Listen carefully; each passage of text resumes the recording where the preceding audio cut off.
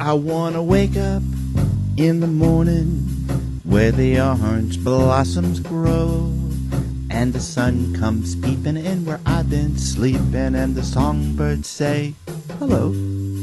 I love the fresh air and the sunshine. It's good for us, you know. So I'll make my home in Florida where the orange blossoms grow. Hello, this is Sally Parks. I feel so fortunate to have a person with us today who is a Pinellas County native, but also a good friend. His name is Ken Ford, and he had a lot to do with the Palm Harbor Museum. We're going to get to that story in just a minute, but welcome, Ken. Glad to be here. Oh, it's great to have you.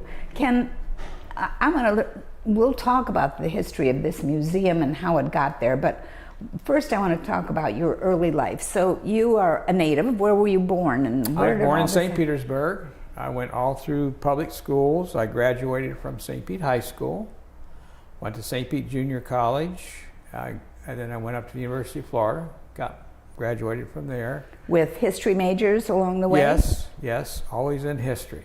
And then later I went up to the University of West Florida in Pensacola and got my master's degree. Taught at the junior college up there, and then I went from there up to Auburn University to work on my PhD. And you did teaching and so on in Yeah, I between taught for times? a few years, and then I also worked, got out of teaching and stuff, and then I was at the junior college. I always teach or taught during that period of time. It's like even when I was museum director for the county, I used to teach part-time over at Hillsborough Community College at night and history. And so anyway, that's basically my background. And you said you went to Auburn working on your PhD, but you didn't quite get it because you have a special designation for that. Yes, I had everything done, languages and prelims and orals. I did not finish my dissertation, and we used to call it ABD, all the dissertation. So, because I started working for the county as museum director, and I did not have time to finish anything up, and as time went by, I said, I'm doing what I love to do, and I don't need a doctor in front of my name to do that. So you're an almost doctor. Yeah. Well, we might get back talking about the early days in St. Petersburg, but let's go on a little bit. So the first time you and I met was I remember it very well. Oh, do you? Okay, well, you lay it out because I may not remember it that well. When I first started working for the county had a small little history museum in the basement of the old courthouse on Fort Harrison. We had 3 rooms, and they also had a couple rooms there, and you were the head of the Arts Council. Correct. We were neighbors down in the basement of the old courthouse, and I remember going down to your office and talking to you about the Arts Council, and you would come to see me. So we go back a long way, Sally. We do. And I always thought there was such a great fit between the History Museum and the arts. So it's, it was a great companionship. It all comes in under to me, the heading of humanities. Exactly. And, that includes arts and history, and it's an educational endeavor on the parts of, governments or institutions or whatever. And so this was in the mid-70s. And, Ken, one of the things that I remember most was that I used to call that basement the bowels of the county, because it was not a pretty place. No, and we really made the best of it. Well, it was, first of all, it was damp down there. Yes. Okay, because it was not exactly archival for because it was down below. It was in the basement, and of course, in Florida, when you're in a basement, why, it was always wet down there. So we used to kid around. We called it the dungeon down there. But I was hired basically. The Heritage Park at that time was on the drawing boards, and it was a bicentennial project, 1976. And I remember, I think about a week or two after I got hired, going out to where it was going to be, and the Boy Scouts had a troop out there, and they had put a little flagpole up, and we had a little ceremony. But it was all just pine trees. That and was the palmetto. beginning of it. That you was the really beginning saw of it. it. Wow. It's kind of interesting because what happened during the bicentennial year, the Junior League of Clearwater wanted to move the Plant Sumner House, which is the first house got moved to the park, to Coachman Park. They went to the city of Clearwater, and the city of Clearwater turned them down. So then they came to the county, and the county said, well, we've got this 10 acres out there. And Don Williams, the architect, whose daughter, Karen Seal, is a county commissioner now. I remember she got married at the park. Actually, she didn't get married at the park. She had a reception at the park. No, she got married there? No, she did not. Really? Yeah. Well, okay. But anyway, okay. You're almost perfect, so I'll that's stand close corrected enough. on that. Because I remember it was up in the bandstand. Yeah, exactly. And it wasn't in the church. And so anyway, Don had done the site plan for the Heritage Park, and it was 10 acres. And later we got another 10 acres. And so the Junior League moved the first house down, the Plant Sumner House, and then Williams and Walker Architects, Don, the second house was Seven Gables House, which sat right on the bluff, right in back of the courthouse, and we moved it down the Intercoastal Waterway. And then during that period of time, we were also building a new museum there. So those were the first three buildings. And amazing. That was, and we all turned out. I got my kids out of bed to watch those houses be moved. I mean, it was an amazing feat. That's all I can say. I can't say enough about the house movers. They are the most incredible people to move these big structures. And my favorite story is when we moved the store, there wasn't any floor. It was just hex block. Really?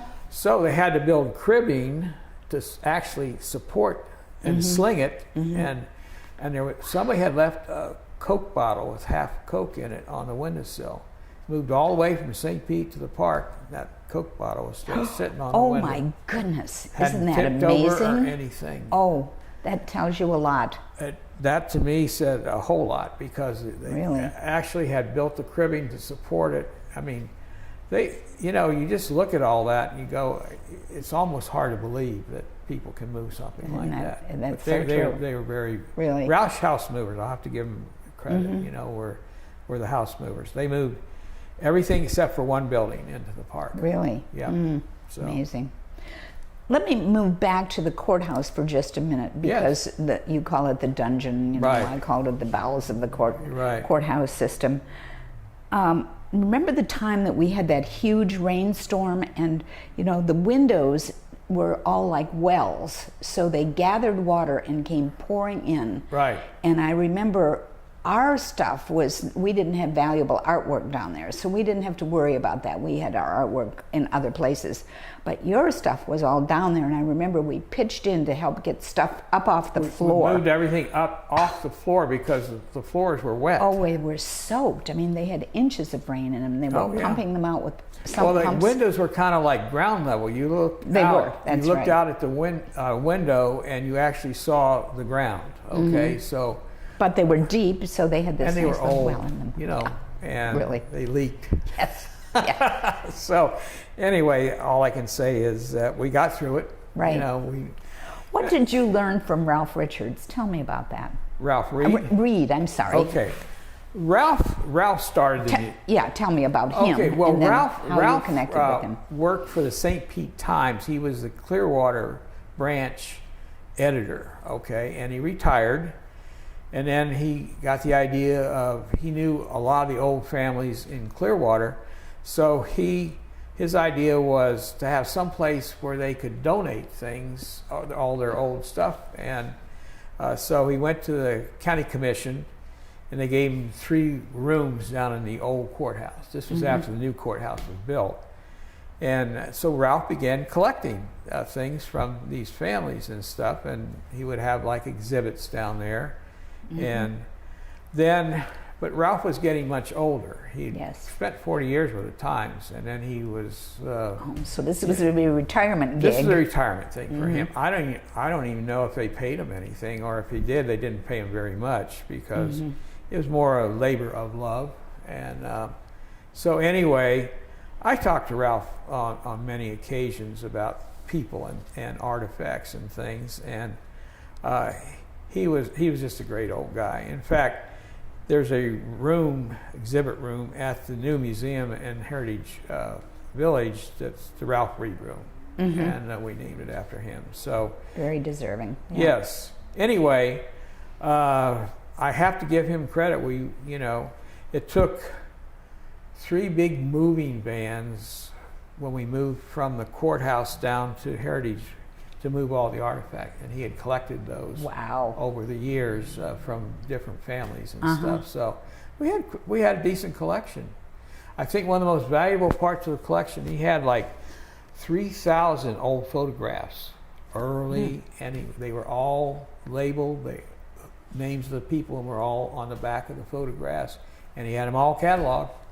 I mean, that is a very valuable collection. Absolutely. And a great start. Oh, Did he get some of them from the Times? I think so. I think that he got that, and also from the families Individual. and stuff. But it's a great collection, and you got to give Ralph credit for it. And because of his training with the Times, he was good at organizing and cataloging things. And so I was very thankful for that.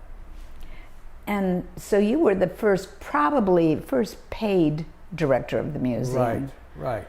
And how long were you in the old courthouse, and how long did it take year Heritage exactly. Village? I got hired in March of '76, and in April of '76 we got moved out to the park. So I was down in the basement 1 year while they were building the museum and moving the first 2 houses in. So, and that's when you were down there. Yes.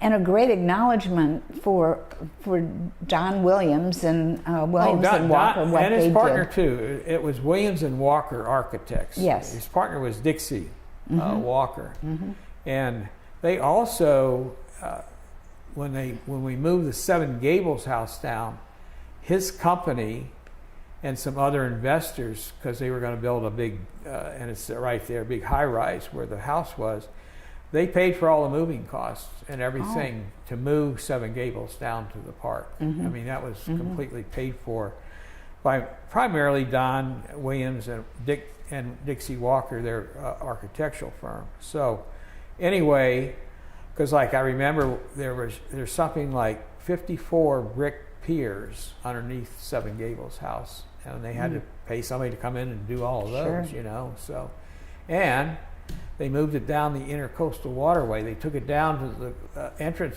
to Memorial Causeway there, right, and we got it on a barge, came down to Indian Springs Marina, just south of the Indian Rocks Bridge, got it back up on land and brought it down to the park. That's the one that we watched go down. My kids watched it, and they still remember that made it. international news because of maybe 2 years after we moved the house down there. I had a couple from London came over, and they came in and they said, we'd like to see the building that moved down the river, and so, and they said, you knew which one they were talking about. Oh yeah, well, it's the only one we moved like that. So, but that meant that they had seen it on TV over in London. So, we did get some coverage over there too. When you look at Heritage Park, Ken, what do you think of as kind of the icon there? What is the one thing that you look at, and you may have a different perspective than others, but because you were there in those very first days, what do you think is the icon? To me, Seven Gables house, the one I was just talking about. That's the biggest. It's the nicest. It's a very, and it had a long history. Both John What's the history? Yeah, I don't know the history of it. One of the John Chestnut Sr. and John Chestnut Jr. were both county commissioners. Right. And John Chestnut Sr. remembered living in the house as a young boy. His mother and father owned it. So, And then a dental family, it's a couple generations in Clearwater, they ended up buying it, and the girls grew up as little girls, but they would come down the park and, oh, that was my bedroom, or I remember having dinner here. And I remember one Christmas, Publix did a commercial, and they wanted to use the kitchen with the old stove and taking a turkey out, and they did their Christmas commercial down at Seven Gables. So it's probably gotten more publicity. Right.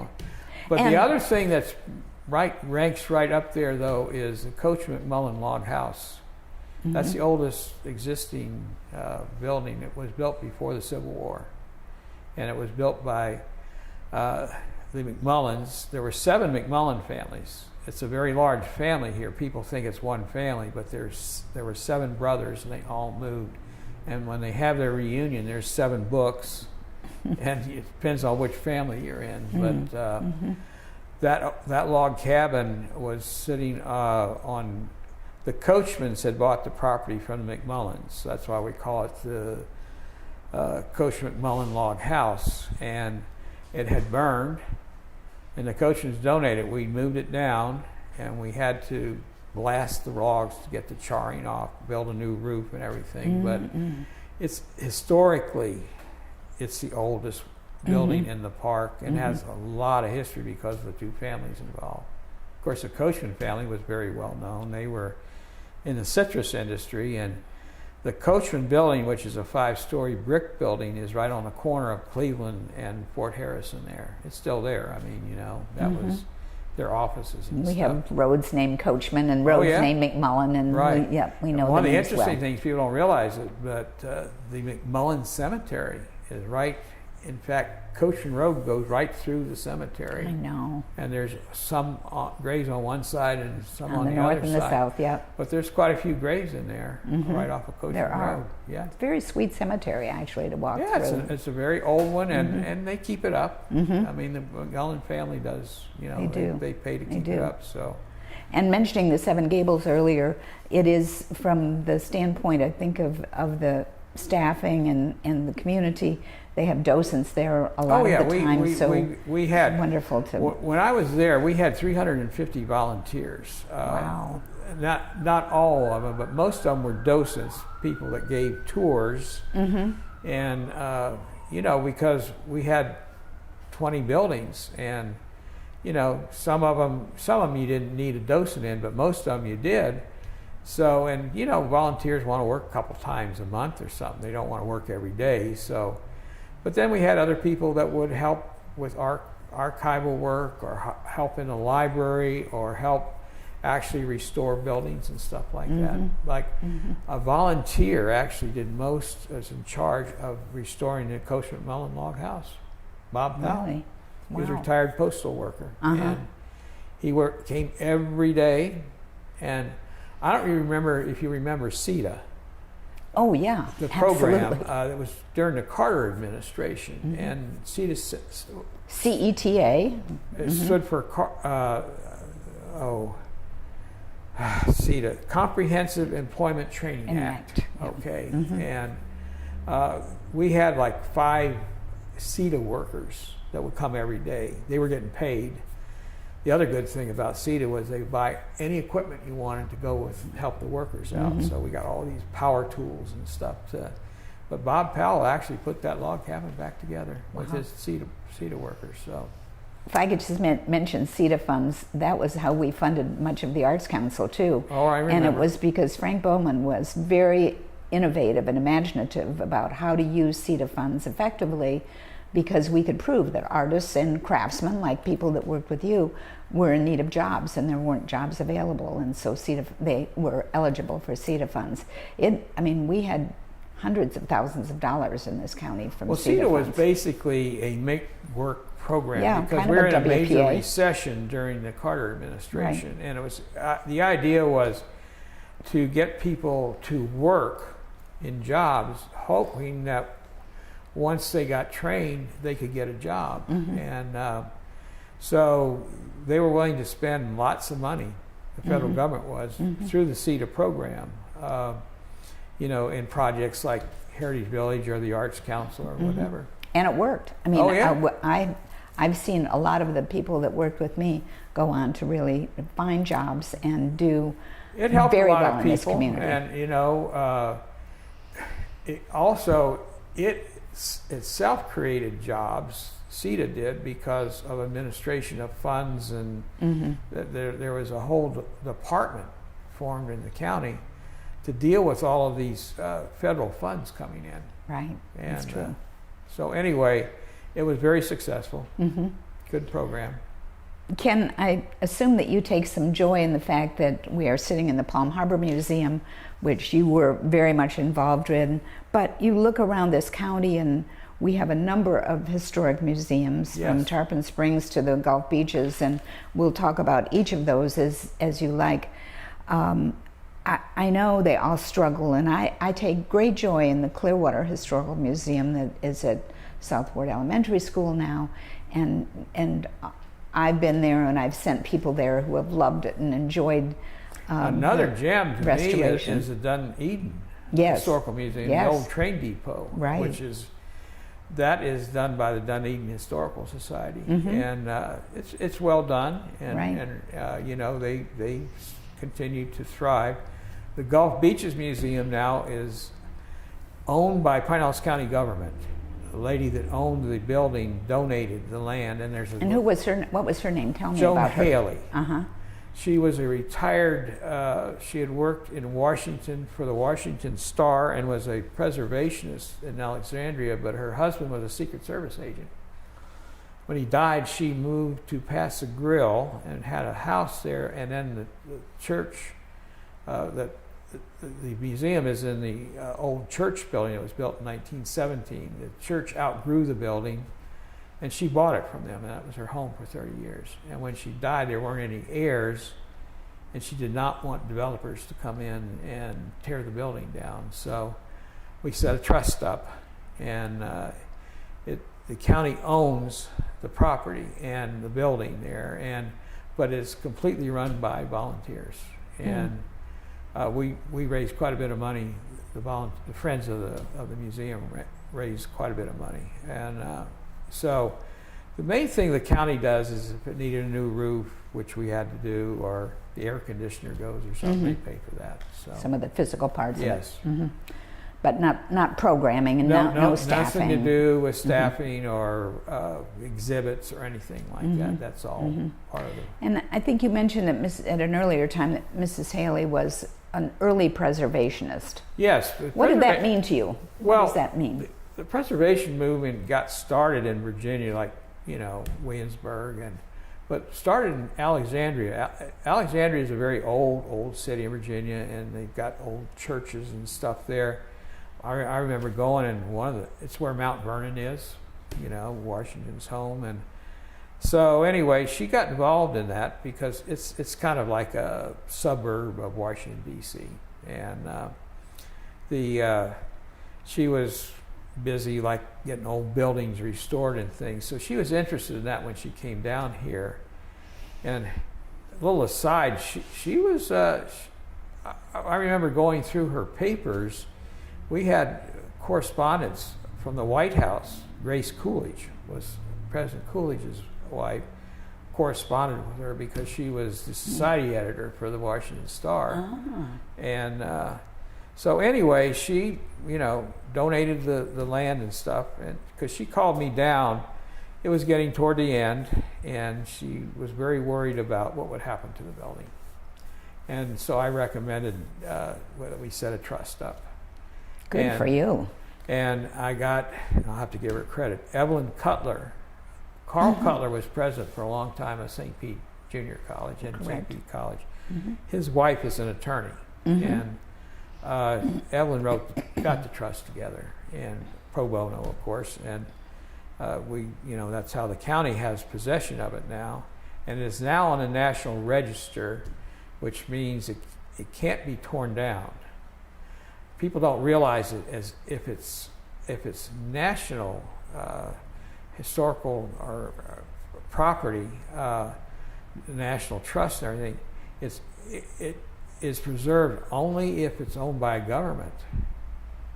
In other words, county, state, federal. I wasn't aware of that. If it's a private property, you can tear it down. Mm-hmm. And it's happened in this county. For instance, the old sponge exchange in Tarpon was on the National Register. It got torn down. There was a house down in St. Petersburg, same thing.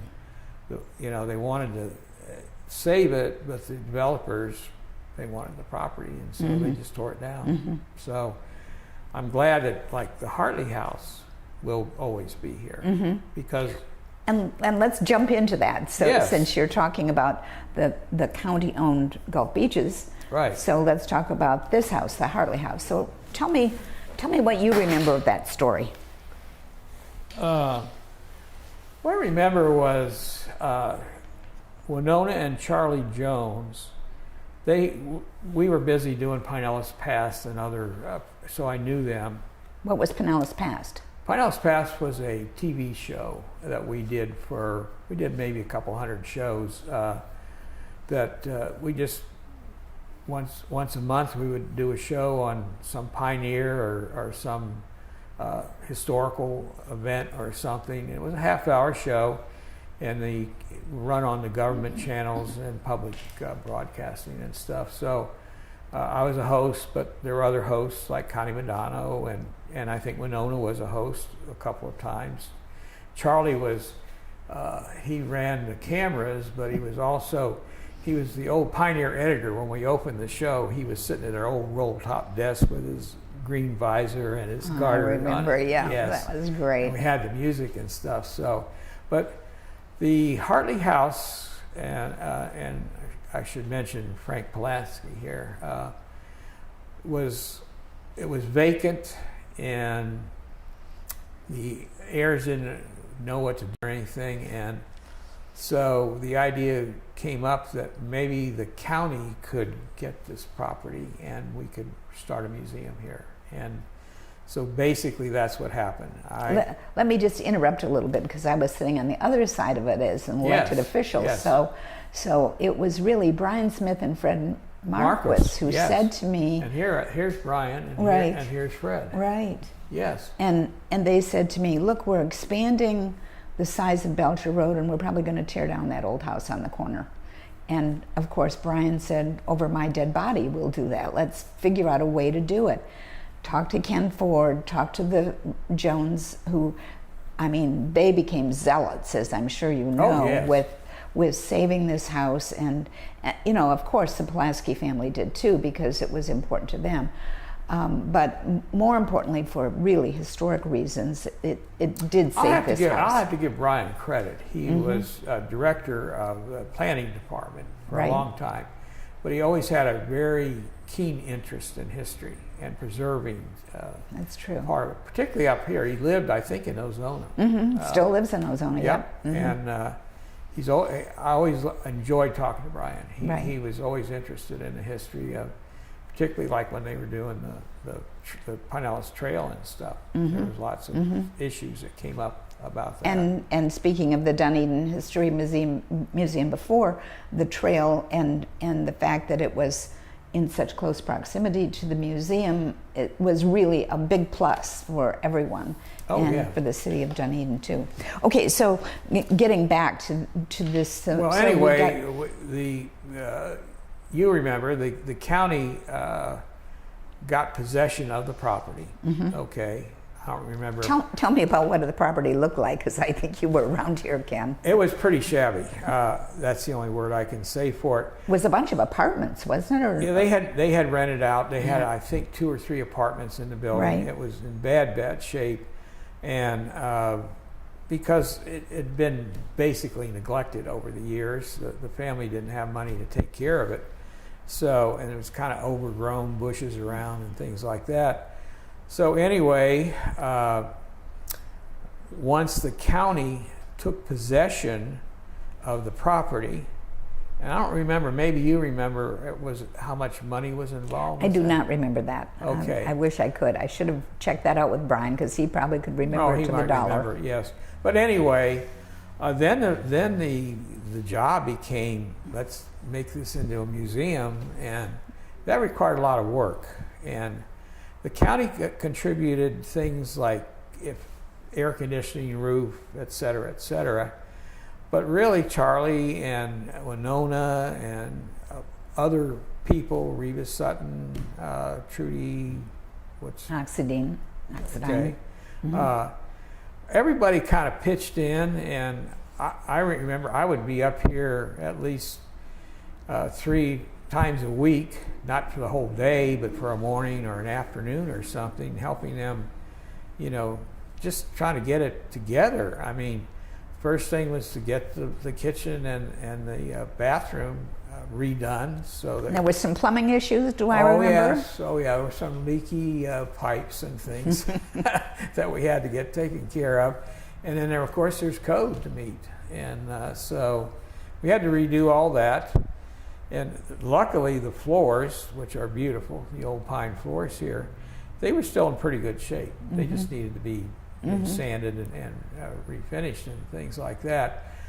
But I got to give Charlie, when they were here every day from I think 8 in the morning till 6 o'clock at night. A lot of sweat equity on their part, wasn't it? Oh, thousands of hours.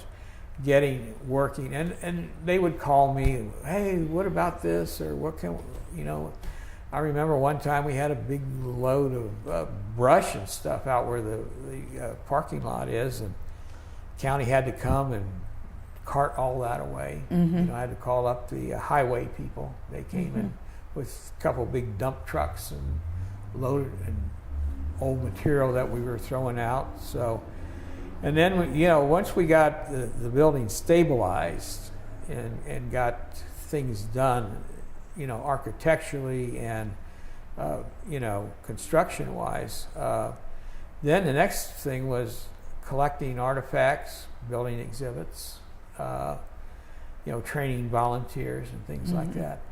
At that point, I kind of got backed off a little bit, because then Charlie and Winona were, I would help them with exhibits, for instance, but they got the volunteers. They took on the leadership role. Yes, right? they did. Right. And exactly. You got to give. I just can't say enough about them. So we just have to look at the picture for a minute, because there's here's Sally Parks. No, and there's Winona, and there's Ken Ford. Right. Brian in the back here, and Fred Marquis. He was one of the best county managers, I think, in the country. I couldn't agree with you more. He was, and I've also had the good fortune of interviewing him too. He's a great interview, because he's got lots of good memories too. But we're really proud of that photo, because it was the official opening of the museum. Yes, and I remember right out great, in the front porch out here. Indeed. And you really planted some seeds, Ken, by following up with Brian and Fred and really supporting this effort to put together this house. The thing about Fred that always amazed me was Fred would look at anything, not just a museum or the trail or something like that, but he would look at the money, he would look at the people involved, he would look at the politics, and he would make it all happen and make everyone work together to get that done. Where a lot of people just look at the money. Well, we don't have the money, we can't do it. So or that type of attitude. But Fred knew everybody. I mean, he did. Every community, Fred knew who the players were, and I think that's why he was so extremely successful. And he put that puzzle together, never in a threatening way, but we're going to be a team here. We're going to put it together and make it happen. Getting other people involved, and he just did a superb job. So, of course, we have to talk a little bit about Winona and Charlie, because they were such characters and memorable people in our community. And this is the book, of course, that Winona put together with great stories in it. It's available at the museum if people want to purchase it. It really does tell some good stories about Palm Harbor. They're an amazing couple. Winona, they got married when they were kids, basically. And she proposed to him. She was 16 years old, I think, when they got married. Yeah. And And you know, she raised her children, and then she went back to school, University of Florida. She was a very loyal Gator like me, and because I used to see her going up to football games, we'd pass each other on going up 19, and she got her degree and came back and taught school, and Charlie. And then went on to get her PhD in library sciences. Yes. Yes. I mean, Very smartly. She was. And Charlie was just the opposite. Charlie did not finish high school, okay, because he was a typical Depression person. He quit high school to go to work with the CCC, Civilian Conservation Corps, one of the Roosevelt agencies to get people back to work. And they would move them around. They would build parks mostly. And I've been to 2 CCC parks that are still operating and good today. And one in Auburn, as a matter of fact, and the other up near Dayton, Ohio. But anyway, Charlie said it was like the military. They would put up tents and stuff, and they had uniforms, and they got paid, which was important because he would send the money back to the family. And then during the war, he worked over at the shipyards over in, and it was a government job over there. But then Charlie became a contractor. I think, if I remember correctly, he had the first contractor's license in Pinellas County. Oh, really? Yes. Ah, I never heard that. Okay. I think it was about 1953. Okay. But he was also in the insurance business. And the other thing, both families had been in the citrus industry. And they remember when they couldn't give oranges and stuff away. And do you remember their orange juice stand, an orange stand on Alt 19? I mean, we used to stop and get a glass of orange juice for 10 cents. Yep. Big glass. And, you know, refill if you wanted it. Oh, well, you know, like I said, you know, people actually had to let their property go because they couldn't pay their taxes. And, you know, and it was mostly citrus groves and things like that. And one of the interesting things about this place, the Hartleys, was in addition to being in the citrus industry here, they had a ladder factory. Why would you have a ladder factory? Because if you think about it, you need a ladder to get up in the trees to pick the fruit. And so, and they weren't, when I say a ladder, it wasn't like Ace Hardware or something ladder. It was, it was a pine tree split down the middle, rounded on each side, flat, and they would bore out with an auger holes and put rungs in.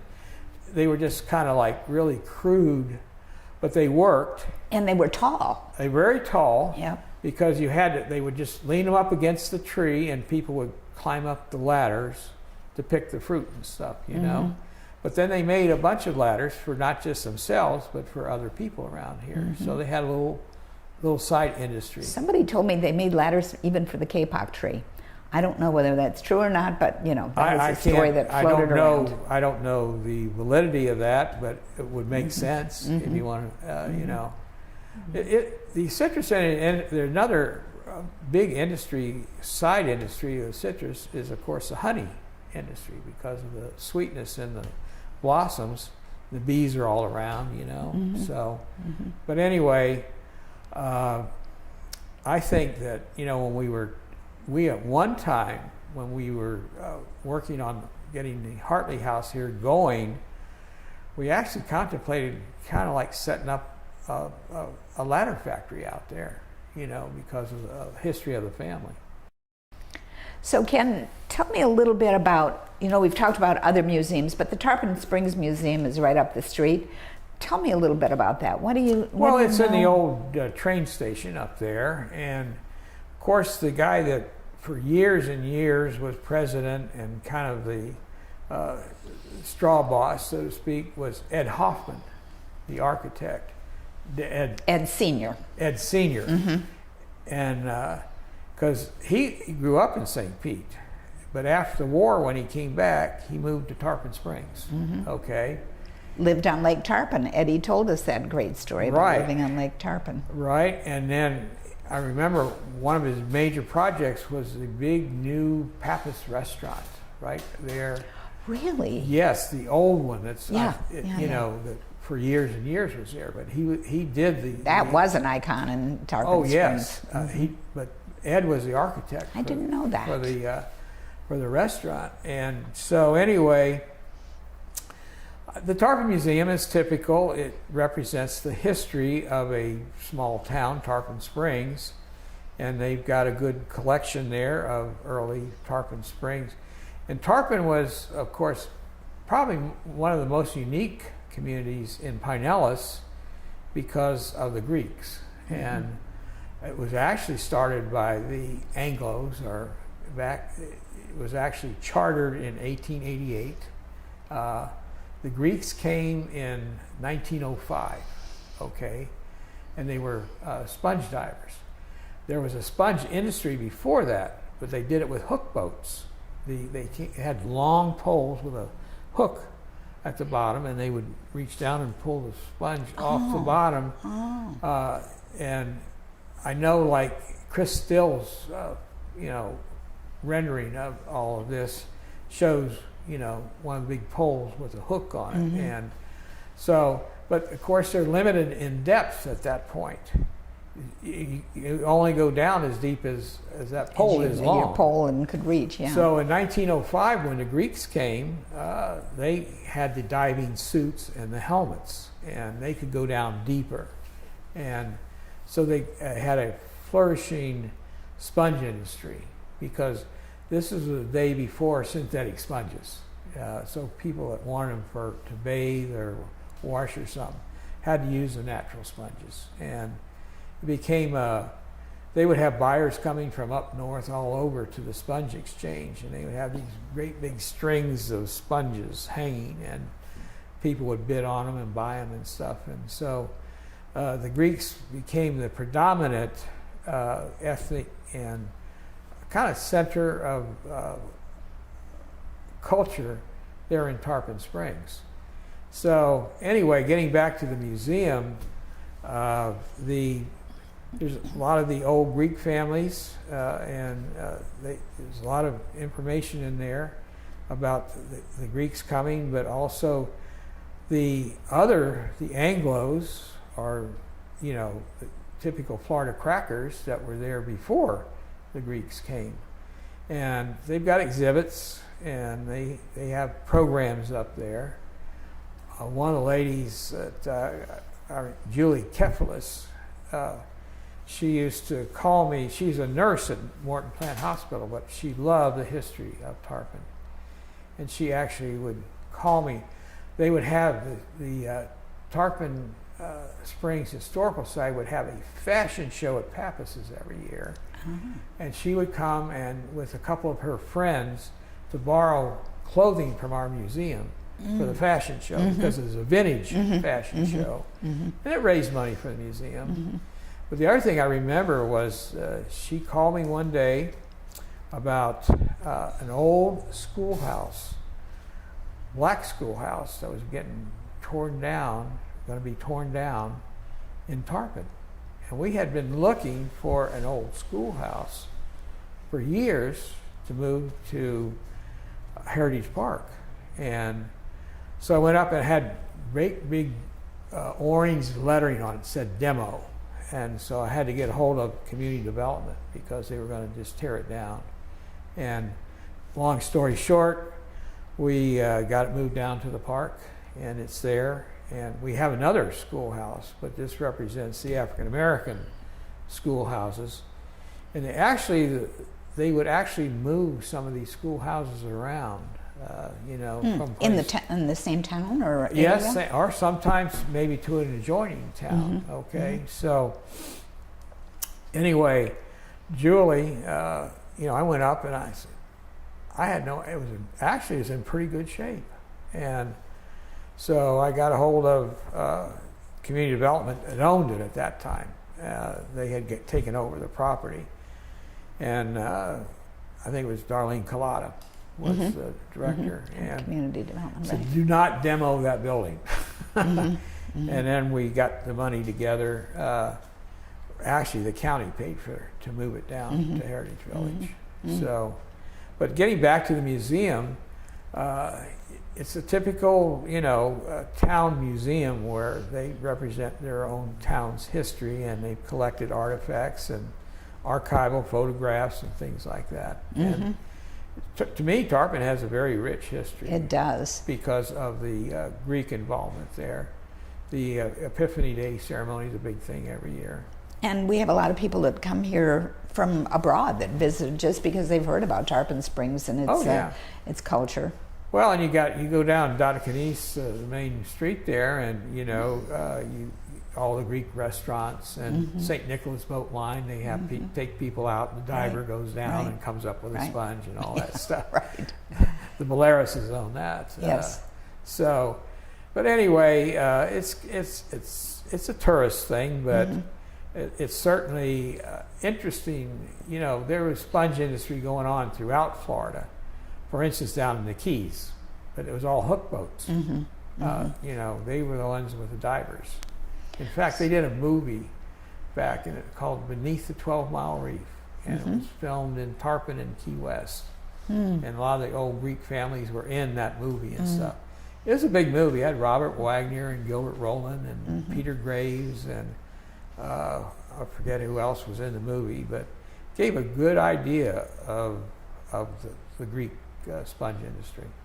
And there's a more recent movie called Epiphany, which is kind of running in the independent film group, but it's also about not the Epiphany itself, although it talks about that and shows the excitement of the Epiphany Day, but also tells the story about the culture of Tarpon Springs. So we talked about the citrus, we talked about honey, we've talked about sponge diving. Let's talk about cattle for a minute. Well, cattle was a big industry here because we had a lot of pasture land.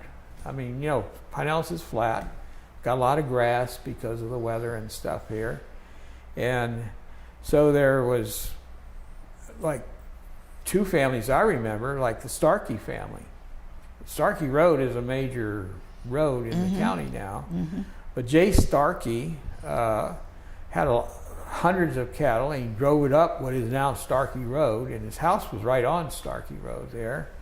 And the other was Al Boyd, Boot East Ranch. Lake area. Yep, that's north.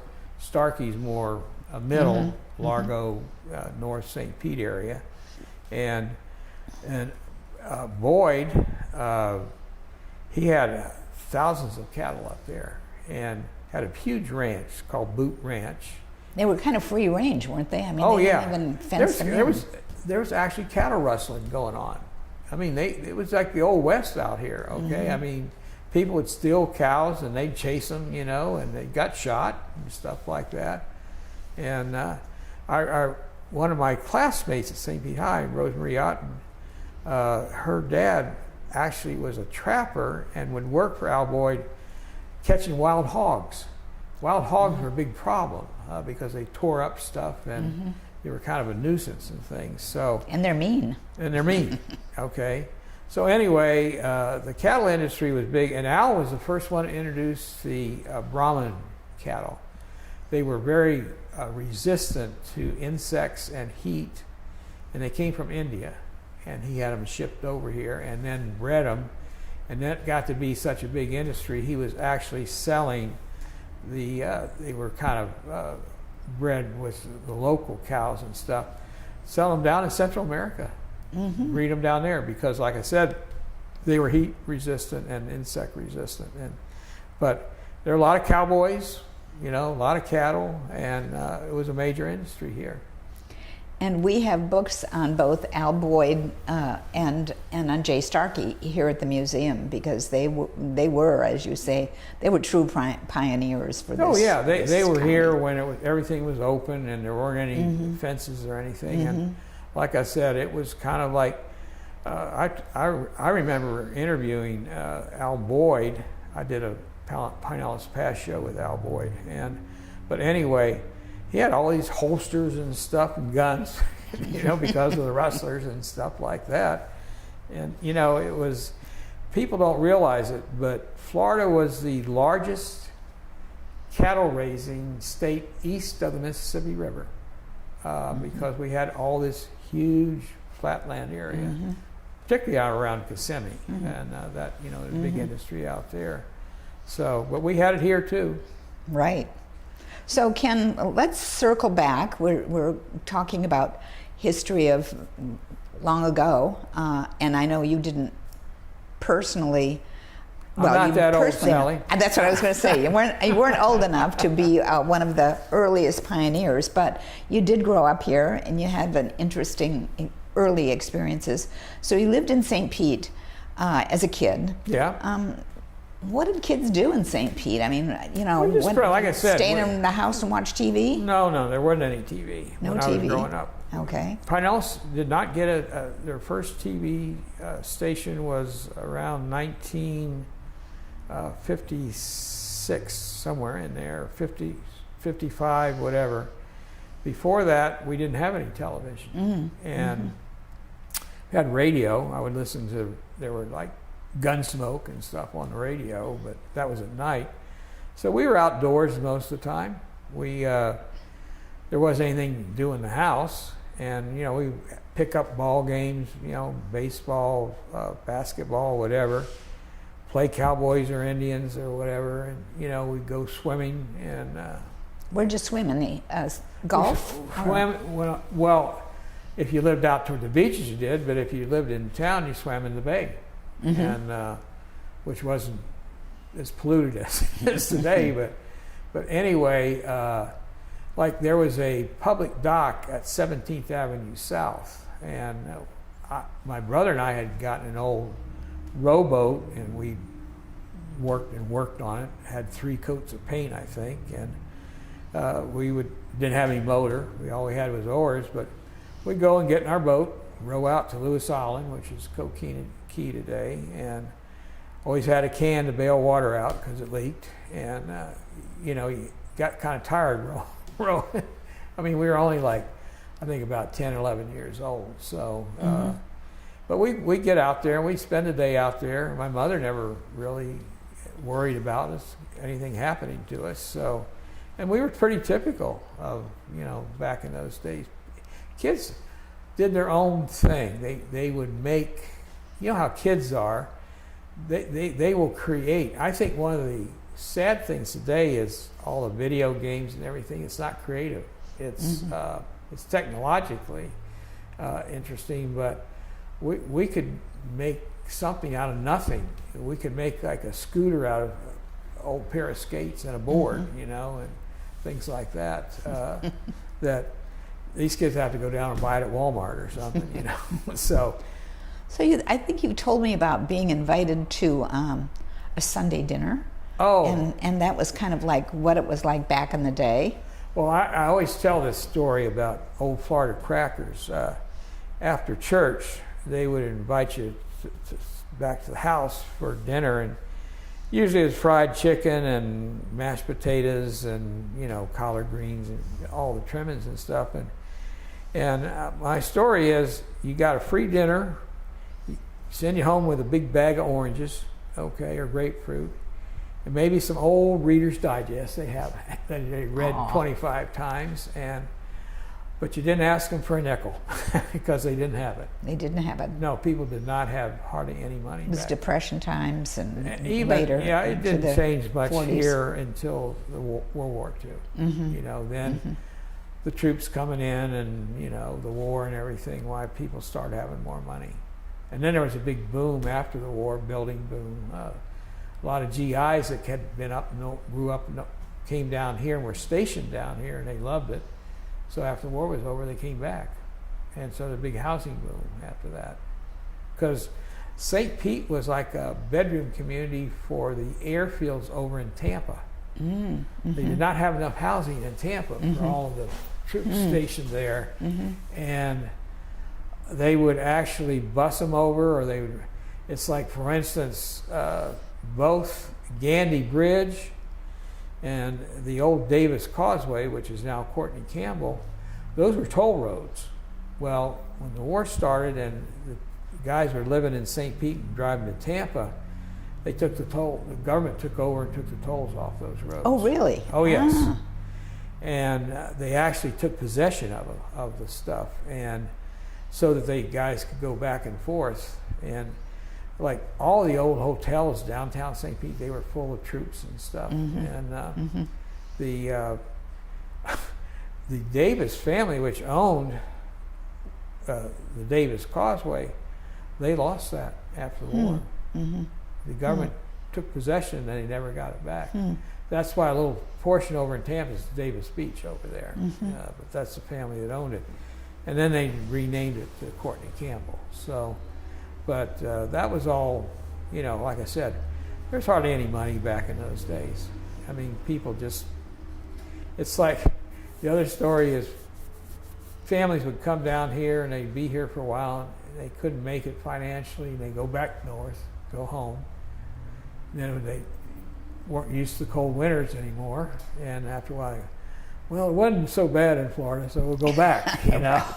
We'll make it work. Sometimes it took 2 or 3 trips, and then so actually we got paid a little bit of money and a lot of sunshine is what it amounted to down here. So Ken, what is your legacy? Mine personally? Or Yes, personally. Well, I feel like I've contributed to preserving the history of Pinellas County. I think that's exactly right. You just nailed it. You know, I didn't do it all. I mean, everyone, lots and lots of people have been involved in all of these projects. I don't care what museum it is or what group, organization it is. Everyone has worked. I think I see my role as someone that could kind of direct or help, you know, and maybe initiate some stuff. But I didn't do the work. I worked, but it was really all the volunteers and the organizations, and it's still true today. They're the ones that are, you know, carrying on this preservation and of our history and our culture here. So here's my final question. Ken Ford is, complete this sentence. Ken Ford is a retired historian. All right, that's a good one. Ken Ford, it's been really a pleasure to have you. Retired historian, leaving a legacy of starting and helping to maintain lots of good history for Pinellas County. Thank you for that. I enjoyed doing that. It was a great job. Good.